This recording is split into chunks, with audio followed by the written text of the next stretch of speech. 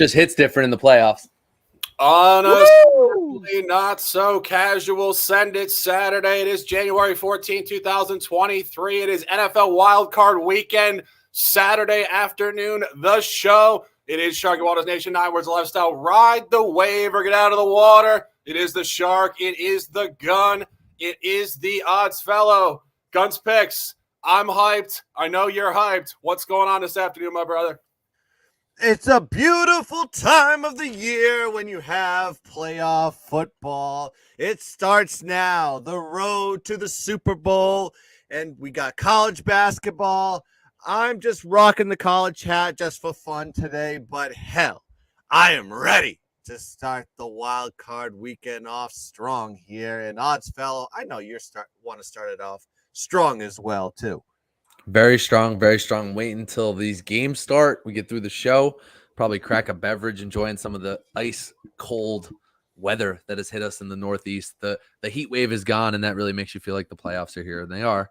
And lucky for me, I'll have a game Monday night to keep me very, very stressed. Can't wait. Absolutely, and I think a shout out to the NFL for making a great decision. This wild card weekend is a showcase, 3 days, culminating with Monday Night Football, and that will be a hell of a game to watch, and we will predict that tomorrow morning at 10 a.m. live. But we are live now on a Suddenly Not So Casual Sunday Saturday. Guns picks. We're going to the West Coast. We are going NFC West, divisional rivalry football. Seattle on the road at San Francisco, 4:30 p.m. kickoff, Levi's Stadium. Guns picks looking at a total. There is weather. What's going on here, brother? Yeah, I think there's going to be a little bit of rain, a little bit of wind that is projected over in Santa Clara today. And it's also the third meeting between the Seattle Seahawks versus the 49ers. But I'm liking the total on this one, under 42 here. Let me tell you why. You actually look at the averages between the teams. Seattle average outcomes in the last 4 games, 33 points per game total on average. Now, what I'm saying here is when these two, I'm talking the total, not just what Seattle's putting up. I'm talking about the entire game. So San Francisco on the other side, 4 games. They have been putting up a lot of points here. So I'm basically projecting a little bit of a regression here, especially some nervous energy from Brock Purdy in his first start as a 49er in the playoffs here. 53 points per game total, 37 versus Washington, 37 versus the Las Vegas Raiders, and 38 versus Arizona. Now you have San Francisco average outcomes versus divisional opponents. Different story. 41 points per game on their totals so far this season. And you have Seattle on the other side, 39 points per game on the total here. And this total is sitting right now at 42. Also, San Francisco, when these two teams meet, San Francisco and Seattle, they met twice. 27-7 was the outcome, 34 points, 21-13 in the second game, 34 points. See a story here. I think they keep it under the 40. You're getting a 42 here. I'm going to be taking the under 42 in this game, 2-unit special. The Odds Fellow, welcome to the broadcast. Alignment, I believe. Yeah, I mean, everything you described, we should probably just throw, some shekels on the exact score, 34 points, right? It's a defined outcome. It's going to happen 3 in a row. But no, everything you said, I think, is important here. Interesting when you get a division matchup again for that third time in the playoffs. It's tough on all sides, right? All angles. But, to really hit home on those first 2 games, right, that we talked about what San Francisco was able to do and what they were able to jam up. Seattle scored 7 points in the first matchup total, including 0 in the first half. In that second game, they scored 13 points total, including 3 in the first half. So I'm actually looking at the first half under here. I think is a good look if you can get it around 21. A lot of those have been snatched up, and you might see some 20.5s in the market. I do like the protection of being around that number of 21. And then on the total, I got 42.5. I would play it all the way down to 41 in case that thing moves, whether it's because of the weather or some of the other noise going on here. But for me, it's those first 2 matchups. It's the division. It's the weather. It's the game script, right? What is, Kyle Shanahan going to do here to protect his rookie quarterback, making his playoff debut here in Brock Purdy, Mr. Irrelevant, who is undefeated. And they're going to want to keep that going. They're going to rely heavily on the running game.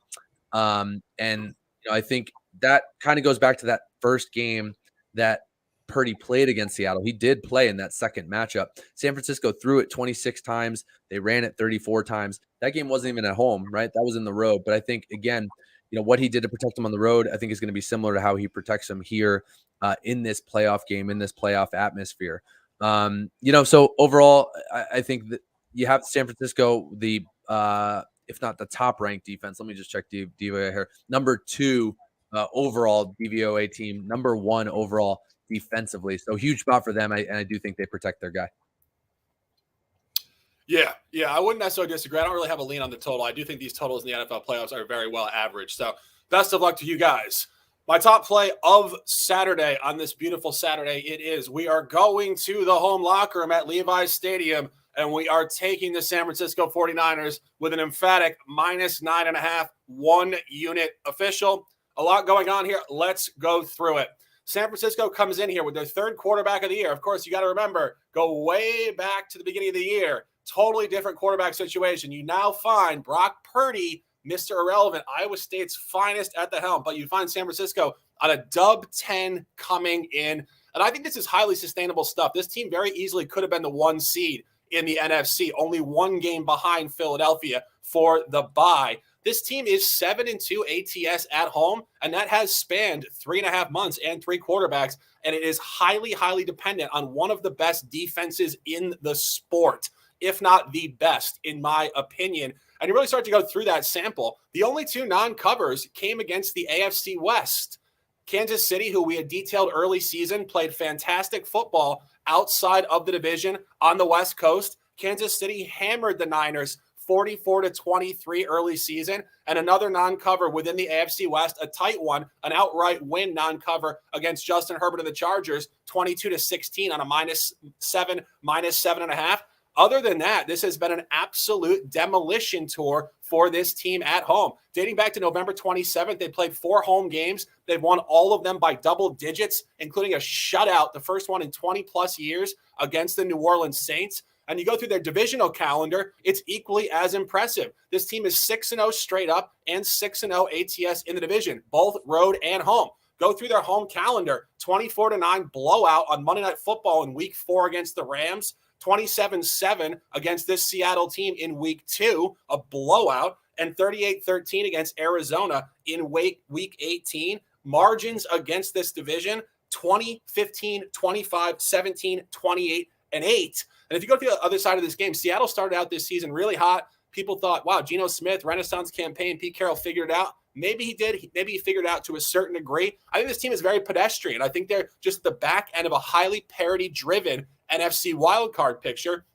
This team comes in here on a dub 2. But again, speaking of parity and pedestrian, those 2 wins were against a very, very lackluster end-of-season New York Jets team and a very, very lackluster back end of a failed campaign Rams team. So now you get San Francisco yet again at home, and you look at the line. The line is telling you a damn good story. In the most previous matchup, San Francisco was laying 3.5 points on the road. It was actually short. I had Seattle that particular day. It was a Thursday night football game. If you looked at that box score, Seattle could have covered that game. That was a tight line. San Francisco did get there 21-13, but Seattle had their chances in very small windows. A really inopportunistic turnover gave San Francisco an extra touchdown. San Francisco should have won that game. They probably should have won that game by 3 or less, but now 3.5 points comes up to 9.5. It's very, very strong. This game screams blowout football. I'm on it. 1 unit official.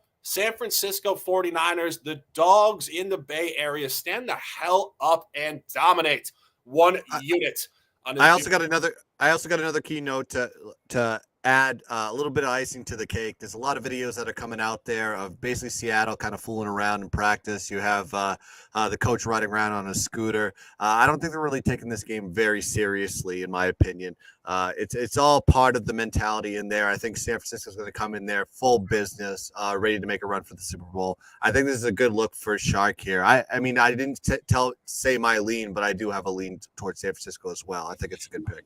It's a great teaser leg too, right? Because where it's sitting, if you do the 7-point teaser leg, if you have an open teaser leg, you can probably get below that field goal, and I think you're protected either way. But could be San Francisco Smack City, right?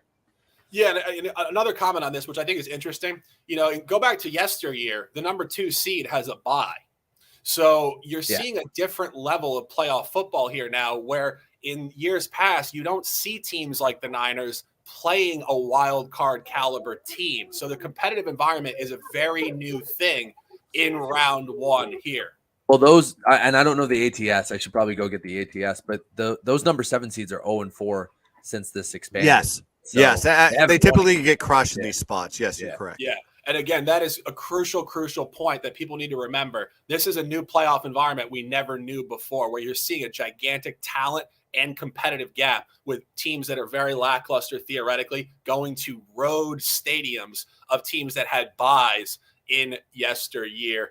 And one final point on this game, as obviously there's only 2 games, so we're going to discuss it in full detail. But we talk about statistics all the time, and I talk about the zigzag effect, and I talk about buy low and sell high. When a team really sustains at this level, this is just who they are, period. This team is not wavering up and down across the board. They are absolutely sustainably dominant in their home stadium.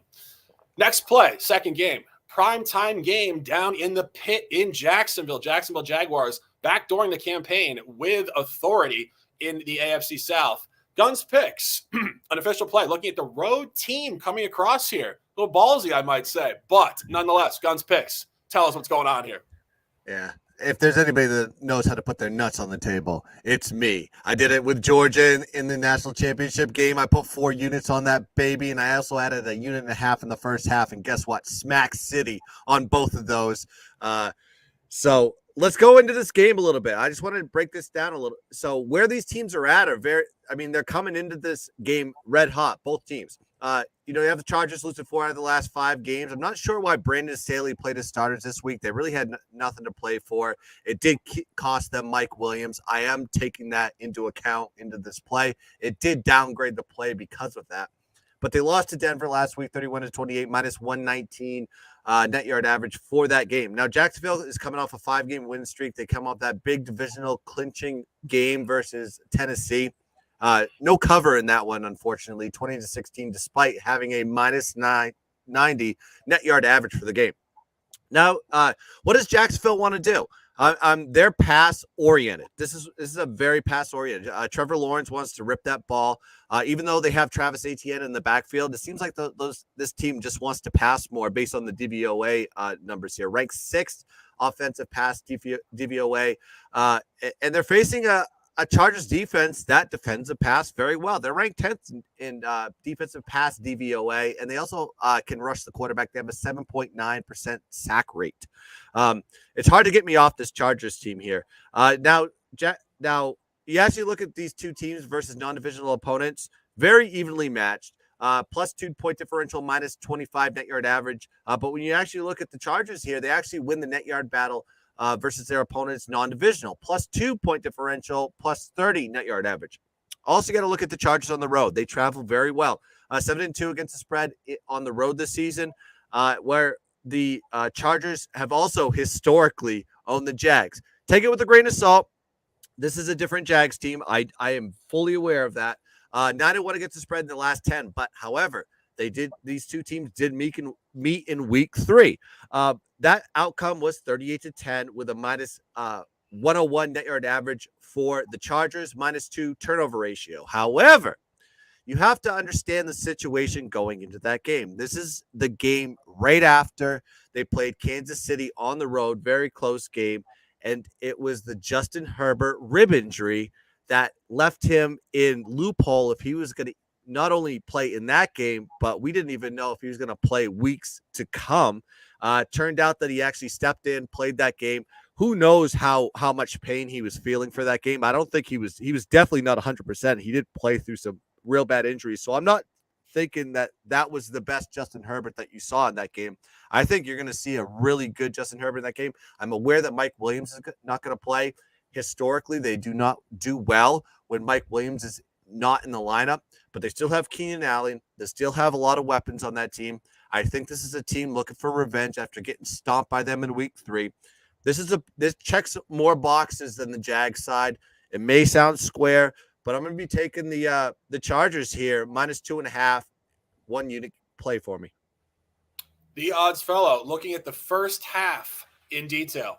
Yeah, I'm targeting it a little bit more. I think this is a tough matchup. I mean, everything guns laid out. I think there's probably, two sides here. It's interesting because you called it maybe square.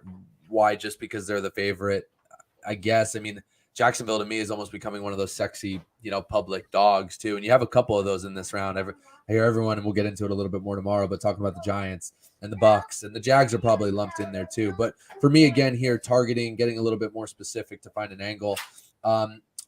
There's a narrative and there's some stats to back this up, but I'm targeting the Chargers money line in the first half. You can get it at minus 0.52 and probably pay minus 110 to minus 120. What I did was grab the money line at minus 120, minus 130 is that range. I did get a minus 120, so shop around. I would play it up to that number. If it goes above that, then I would maybe drop to the half. The reason for the money line, obviously, for those listening, is you get the protection on a push if there is a tie in that first half, right? Versus the outright loss. But here you get Jacksonville that really had a tremendous story, right? The turnaround from the Urban Meyer days, Trevor Lawrence getting his shit together, Jacksonville getting back into the playoffs in a win and go home game against a division rival in week 18 there against the Titans. But they didn't look great. They didn't look great in that game. I mean, a couple strip sack, weird strip sack that to me almost looked like a forward pass. And we're probably talking about a Josh Dobbs story here, instead.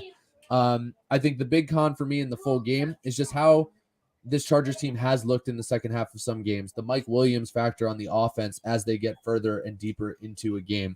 But I like the fact that you might have a Jags team here that's a little bit hungover, maybe a little bit overwhelmed in their first playoff game. It is the first playoff game for Herbert too, but we obviously view him a little bit differently just with the years of experience in the NFL. This is almost a rookie year, right, for Trevor Lawrence and for this Jags offense with Peterson at the helm versus the Urban Meyer days. They may claw back into it. Maybe Jacksonville wins outright. I hope not for gun's sake. But this Chargers team is averaging 14 points in the first half. That's good for fifth in the NFL. They are going to blitz and get after Trevor Lawrence. That's what they want to do on defense. Long term, I think that could burn them in the game because Lawrence is actually very good under pressure and very good at getting rid of the ball. But early on, again, with that hangover, with how that offense should perform in the first half, I think the Chargers come out slightly on top. And that's why I'm looking at that money line spot. So I'm looking forward to enjoying the game. I do lean over pretty strongly overall, not making that an official, but something I might look for in game. It's funny you said that because I was about to say I'm looking at the over. And I think it's the right side for sure. Anthony read my mind here. And I think aligned. Going back to that to that first matchup of the year, which Guns obviously detailed, key point was the fact that Justin Herbert had really injured his ribcage on that final drive or second to last drive against Kansas City the previous Monday night. As you mentioned, people were shocked he was playing. I mean, this was supposed to be like extremely painful, not necessarily like life-threatening or anything like that, but just excruciating pain where you can't really torque your waist to really sling the ball. So shout out to him for being just a hell of a grinder, really. But you go back to that game, 38-10, Chargers scored 10 points, but Justin Herbert threw for 300 yards. So they were moving the ball even when he was really at his physical worst, theoretically, within this season. There's going to be a lot more points in this game. And I think, you look at Jacksonville coming off that dud, really an absolute just dud game, 20-16. And, of course, getting, a defensive touchdown, I believe, to really take them over the hump there. The offense was absolutely dead that whole game. You start to really look at how they played this year at home inside of the division versus outside of the division. There's been a lot more points outside of the division. And go back the last 3 games they played outside of the division. We had them correctly to cover, and they did beat the Cowboys in overtime going back a few weeks ago. But again, the score in that game was 40-34. Go back a little bit further back on November 27th against the Ravens, 28-27. Go a little further back against the Raiders, 27-20. So there's your 47 against the Ravens. You got 55 against the Ravens, and you have, what is this, 74 against Dallas. And then you juxtapose that with their divisional home games. Very noteworthy stuff. 20-16 against the Titans. Go back early season. 24-0 against the Colts. And really lackluster, 13-6 against the Texans. This is highly polarized. When Jacksonville plays outside the division football, there are a lot more points. And you guys know how the Chargers like to travel. This team likes to put up points. Go through their out-of-division schedule here. Go back to the game against the Browns, 30-28. Go back to a game against, even last week, a really high one there. But nonetheless, I think the over is the best play. I think personally this game, ATS side, when I went through the card, is, in my opinion, the hardest game of the entire weekend. I think there's significant counterpoints to both sides. As I mentioned, going through the Chargers out of division road schedule, these games are incredibly tight on the number. They pushed the spread at Atlanta. They were 1 point off the spread at the Niners. They were 1 point or push at the Browns. They're just very well graded by Vegas. They don't really get a lot of separation. They don't win by margin. Their defense is pretty loaded personnel-wise, but they will give up points on the road. It's going to be tight, and I just think it's right there. And as Guns mentioned, Jacksonville off a high. But again, Jacksonville has performed very well outside the division at home with those wins against the Ravens, Cowboys, and Raiders last three. I think the game's a toss. I think the over is the best. I'm not officially on it. We might make this official as the day goes on. 22 minutes in the books, only 2 games. We'll be on here tomorrow morning at 10 a.m. 3 games plus the Monday night preview. More officials will drop. Send it Saturday, January 14th, 2023. Wild Card Saturday. A beautiful one it is. We appreciate you guys on YouTube and Twitter for tuning into our show. We know you got a lot of options in the NFL. We try to bring you the best product, the best entertainment, the best hype, and the best professional analysis and handicapping available on the internet and the world. It is Shark and Waters Nation, 9 words of lifestyle. Ride the wave beyond the water. It is the Shark, the Gun, the Odds Fellow. Guns picks. Close them out with some words, and let's dominate. Yeah, boys, let's have ourselves a Saturday. If you want to go check out all the picks for me and the Odds Fellow and more, go check us out on Slack. The Dad Bod Slack channel, you can go click the link in my profile, and that will get you right there. I've already issued my Sunday and Monday picks in there, and also I am cooking at college basketball, and I know the Odds Fellow is also cooking up a lot of NBA totals, spreads, and live bets. So please check us out there. And yes, we'll be here Sunday, 10 a.m. And also I see 42 of you beautiful bastards watching us live. So please hit the like button and please subscribe to the channel if you don't do so already. So please check us out tomorrow, 10 a.m. We'll be cooking with a lot of plays. There's a lot of plays that I like. Strong plays. And I know Oddsfellow and Shark are on them as well. So good luck with your bets. Let's cash some tickets. And as always, let's keep dancing.